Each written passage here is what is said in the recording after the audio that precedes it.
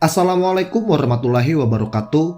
Halo teman-teman pecinta kisah misteri. Jumpa lagi dengan saya Dika di Kisah Hororku. Gimana kabar teman-teman semua? Baik yang ada di Indonesia maupun yang ada di luar negeri pada saat ini. Semoga saja kita semua diberikan kesehatan, rezeki, dan juga keselamatan oleh Allah Subhanahu wa Ta'ala. Amin. Pada episode kali ini kembali aku akan membawakan kisah dari Mas Jo tentang pendakiannya bersama dengan dua orang temannya ke Gunung Gede Pangrango. Nah, gimana kisah lengkapnya? Simak terus cerita ini sampai habis. Tapi seperti biasa, ada baiknya sebelum kita mulai kisah ini, kita berdoa karena apa yang dialami oleh Mas Jo dan juga teman-temannya bisa saja menimpa kita semua. Sudah siap teman-teman? Terapi merinding dimulai.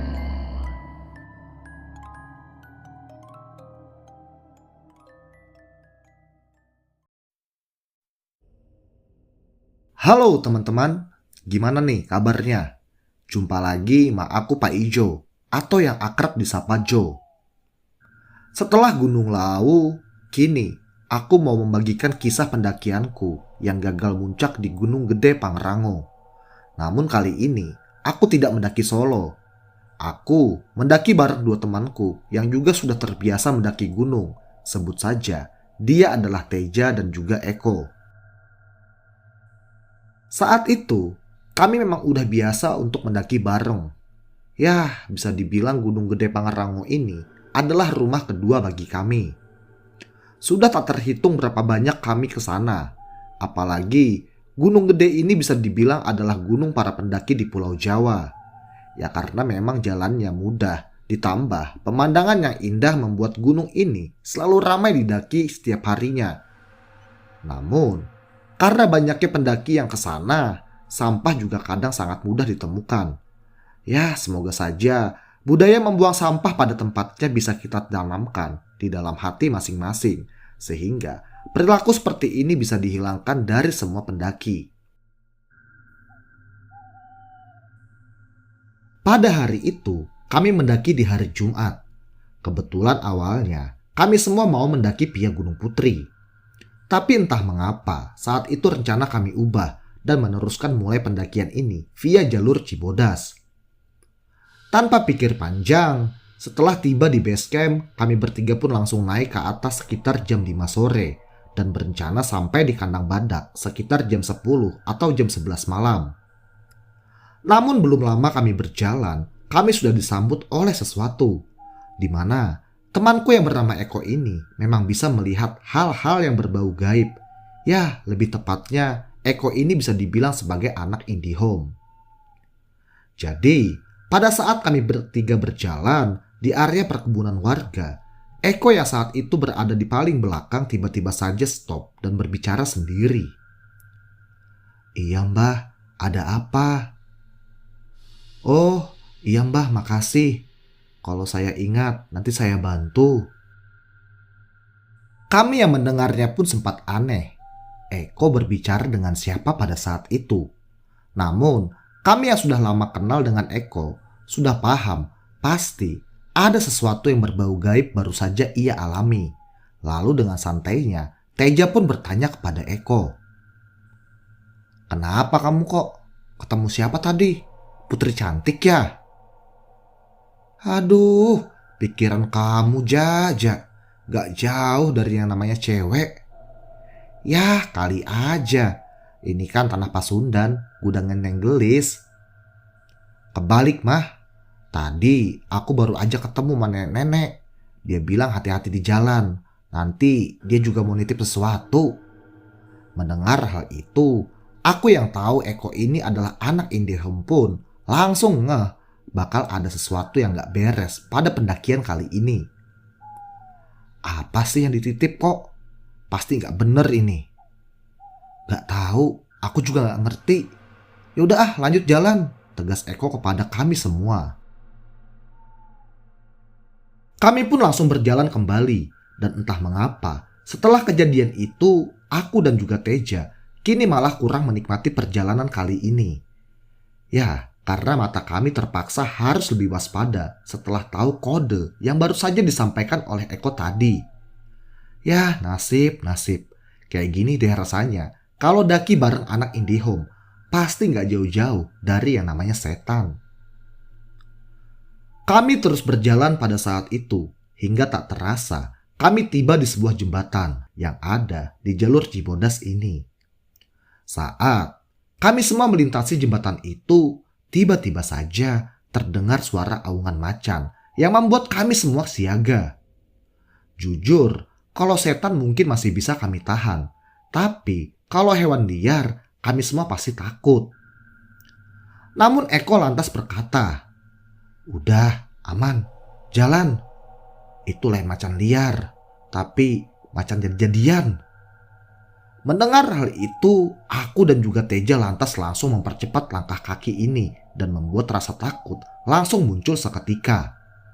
Aduh, gini banget deh rasanya kalau jalan sama anak IndiHome, pasti aja ada gangguan, ujarku dalam hati. Kami pun langsung mempercepat langkah kaki kami. Bahkan bisa dibilang kami setengah berlari pada saat itu. Hingga pada akhirnya kami berada lumayan jauh dari jembatan tersebut.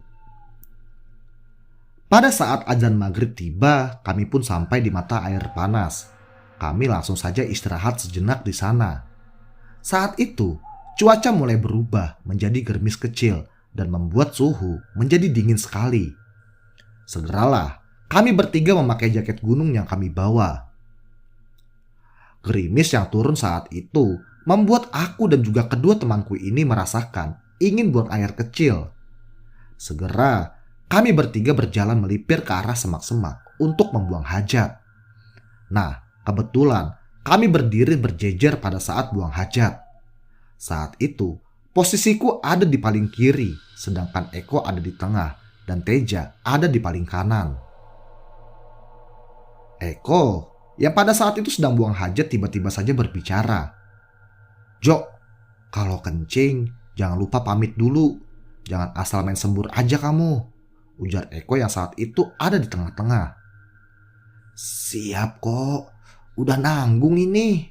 Ntar aja deh, kalau udah kelar baru pamitnya ya," ujarku yang saat itu sedang buang air. Namun, baru saja aku selesai berbicara seperti itu, tiba-tiba aku merasakan kalau telinga sebelah kiriku ada yang menarik. Awalnya, aku kira itu adalah teman-temanku yang sedang iseng kepadaku. "Woi, napa sih? Gak bisa lihat orang asik aja kalian," sahutku pada saat itu. Namun, mereka semua tidak ada yang merespon. Malah, aku merasakan kembali telingaku sebelah kiri ditarik dan itu rasanya lumayan kencang. Aku yang merasa dijaili pun langsung menoleh ke arah teman-temanku yang saat itu sedang asik kencing di sebelahku. Di sana, aku melihat mereka masih saja berada di tempat yang ada di samping kananku. Lantas aku heran siapakah yang tadi telah menarik telingaku yang sebelah kiri. Tanpa pikir panjang, aku langsung menoleh ke arah sebelah kiri. Dan saat aku melihat ke sana, aku langsung kaget bukan kepalang. Karena di sana telah ada sosok pocong yang sudah melotot matanya ke arahku. Sial, ampun mbah, maaf gak pamit tadi," ujarku yang saat itu langsung kabur menuju ke arah jalur pendakian. Teman-temanku yang saat itu melihat aku lari ke atas pun langsung menegur. "Woi Jo, kebiasaan kamu habis kencing gak siram dulu. Jangan main kabur-kabur aja kamu." Tolong siramin dulu deh. Aku takut ada pocong di sana," ujarku yang saat itu masih berlari menuju ke arah atas. Dan sesampainya di jalur, aku yang ngos-ngosan pun langsung berdiri sendiri sambil menunggu temanku datang. Dan tak berselang lama, Teja dan juga Eko pun tiba. "Anjir kamu mah Jojo. Dia yang kencing, aku yang siramkan," ujar Teja yang sewot kepadaku. "Sorry Ja, sorry. Aku takut banget. Ada pocong tadi di sampingku." "Hadeh, Udah aku bilang kan tadi, kalau kencing itu pamit dulu. Jangan asal main keluarin aja kamu, kata Eko yang tertawa terbahak-bahak melihat aku ketakutan. Kamu kok udah tahu ada pocong di situ, malah nggak kasih tahu. Hampir copot tahu jantung temanmu ini. Udah aman kok. Makanya lain kali jangan seenaknya aja tuh. Ya udah, lanjut jalan Gi, tegas Eko kepada kami semua. Kami pun kembali berjalan pada saat itu. Kini, rintik gerimis masih saja turun pada saat itu. Dan gelapnya malam ditambah gerimis kecil membuat suasana jalur Cibodas ini terasa begitu mistis. Apalagi kabut tebal sudah mulai turun pada saat itu.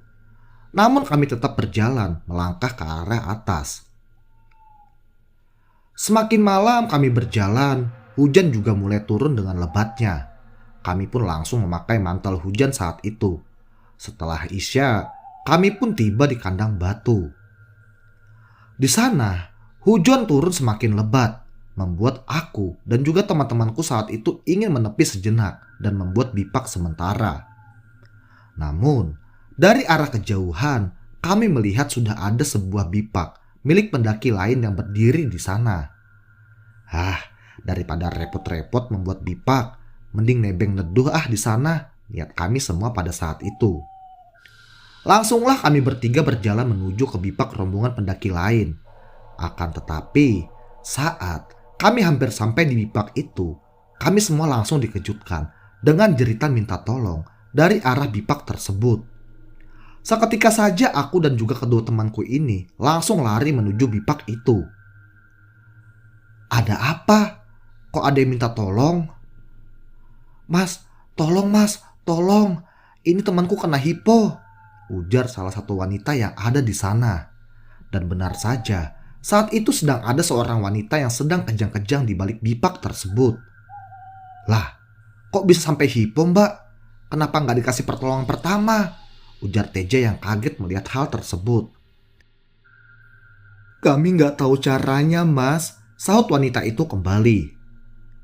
Ya, aneh banget. Rombongan itu terdiri dari 3 orang laki-laki dan juga 2 orang perempuan. Namun, mereka semua tidak ada yang tahu SOP pada saat menghadapi kejadian seperti itu. Kadang, hal inilah yang membuat aku sedih. Karena kebanyakan para pendaki sekarang asal naik gunung saja dan hanya mengutamakan foto untuk media sosial mereka.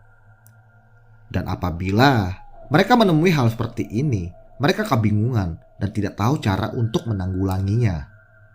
Dan mungkin inilah salah satu penyebab banyaknya pendaki yang meninggal pada saat mendaki gunung. Menyadari hal itu, aku dan juga Teja lantas mencoba menangani wanita yang sedang kejang-kejang tadi. Namun, baru saja kami ingin menolongnya, Eko langsung berkata, "Ini kayaknya bukan hipo, tapi kesurupan ini mah." Mendengar hal itu, kami semua langsung kaget. Kalau masalah yang berbau gaib, jujur, aku pun menyerah dan tak tahu cara menanggulanginya. Coba deh kalian, tes aja kalau nggak percaya, gerakin aja tuh tangan. Kalau bisa, hebat. Ingat, hipo maka kesurupan itu hampir beda-beda tipis. Ya, kalian bisa bedakan tuh lewat tenaganya. Kalau dia lemas, mungkin dia hipo. Tapi kalau dia memiliki tenaga yang kuat dan tetap keras badannya, pasti deh itu kesurupan, tegas Eko kepada kami semua. Segeralah Teja mencoba menggerakkan tangan si wanita tersebut. Dan apa yang dikatakan Eko ternyata benar adanya. Di mana tangan si wanita tidak bisa kami gerakkan sama sekali. Namun setelah kejadian itu, wanita itu tiba-tiba saja membuka matanya dan langsung tersenyum mengerikan. Matanya melotot, menatap ke arah kami semua. Dan tak lama kemudian, wanita itu langsung bersenandung layaknya seorang sinden. Lalu, ia segera menari pelan, walau saat itu ia sedang berada dalam posisi tidur. Hal itu pun sontak membuat kami semua kaget dan juga merasakan ketakutan. Kok gimana ini? Tanyaku kepada Eko. Namun Eko hanya terdiam pada saat itu. Tingkah wanita itu kini malah semakin menjadi-jadi. Ia nampak semakin kuat dan terus saja menari-nari layaknya seorang sinden yang sedang mengikuti alunan musik. Kami semua tidak tahu harus berbuat apa dan hanya bisa menatap ke arah wanita yang sedang kesurupan ini. "Kok ini gimana?" tegasku kembali kepada Eko. "Waduh, aku juga gak tahu nih. Emangnya aku dukun apa yang bisa keluarin setan?" Lalu Teja saat itu langsung mengeluarkan HP-nya. Ia kemudian menyetel suara murotal Quran yang ada di HP tersebut. Dan saat lantunan ayat-ayat suci Al-Quran itu berkumandang, wanita itu perlahan-lahan melemah dan langsung pingsan seketika. Menyadari hal tersebut, kami pun langsung bertanya apa yang telah diperbuat oleh mereka semua saat itu, sehingga kejadian seperti ini bisa mereka alami. Namun mereka semua tidak tahu penyebab mengapa si wanita itu bisa kesurupan. Mereka hanya menjelaskan kalau tingkah wanita itu telah aneh semenjak melewati mata air panas tadi. Menyadari ada sesuatu yang gak baik, kami pun mengusulkan untuk mereka semua turun pada malam itu, karena takut nantinya malah membahayakan mereka semua pada saat mereka sedang ada di atas. Mereka semua lantas setuju saat itu. Namun mereka semua meminta kami untuk membantu mereka turun, karena mereka takut kalau si wanita ini nantinya bakal kesurupan lagi. Awalnya kami menolaknya dengan sopan, karena memang niat kami masih ingin kembali berjalan. Namun pimpinan dari rombongan ini pun berkata kepada kami, "Udah, mas-masnya gak usah takut. Nanti sampai di bawah kami bayar deh." Mendengar hal itu, Teja lantas mengajakku dan juga Eko berunding sejenak. "Gimana bro? Kita tolong aja kali ya. Kasihan mereka," ujarnya dengan wajah yang sok bijak. "Bukan gak mau nolong, Ja. Aku mah ngeri. Kalau kayak ginian mah pasti banyak hal-hal aneh nanti di jalan," tegasku kembali kepada Teja. "Masa iya kamu tega sih Jojo? Lihat cewek cantik kayak gitu tepar di pinggir jalan. Ini masalah kemanusiaan bro. Ingat, ada duitnya juga loh," tegas Teja kembali kepadaku. "Dasar kamu Ja. Kalau masalah duit aja langsung ijo itu mata." Udah. Gini aja deh. Kalau kalian mau lanjut silahkan aja. Tapi aku tetap bantu mereka turun. Kasihan mereka. Lagian ini Gunung Gede Pangrango. Kita udah sering kok kesini. Jadi gak masalah lah gagal muncak. Mendengar perkataan Teja tadi membuat aku sontak terdiam sejenak. Ada benarnya juga kata Teja. Kami memang udah sering sekali bolak-balik ke gunung ini. Jadi apa salahnya kali ini kami mencoba membantu mereka untuk turun. Lagian nanti dikasih duit. Aku pun lantas mencoba bertanya tentang pendapatnya Eko. "Kok, gimana nih pendapatmu? Coba kasih masukan." "Ya, gimana ya? Sebenarnya sih aku masih mau lanjut jalan.